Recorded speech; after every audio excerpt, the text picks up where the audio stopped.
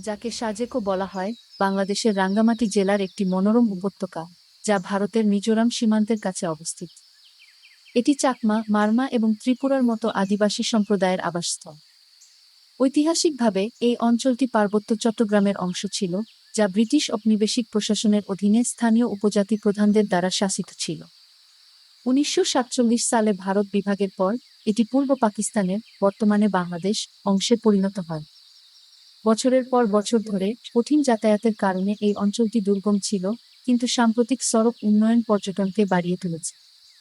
সাজেক তার মনোমুগ্ধকর পাহাড়, সবুজ উপত্যকা এবং মেঘাচ্ছন্ন প্রাকৃতিক দৃশ্যের জন্য বিখ্যাত।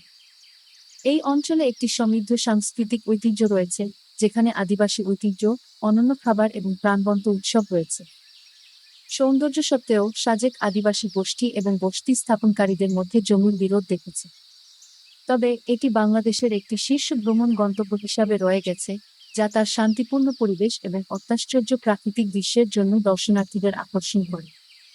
সাজেক উপত্যকা, যাকে প্রায়শই পাহাড়ের রানী বলা হয়, বাংলাদেশের সবচেয়ে সুন্দর স্থানগুলির মধ্যে একটি।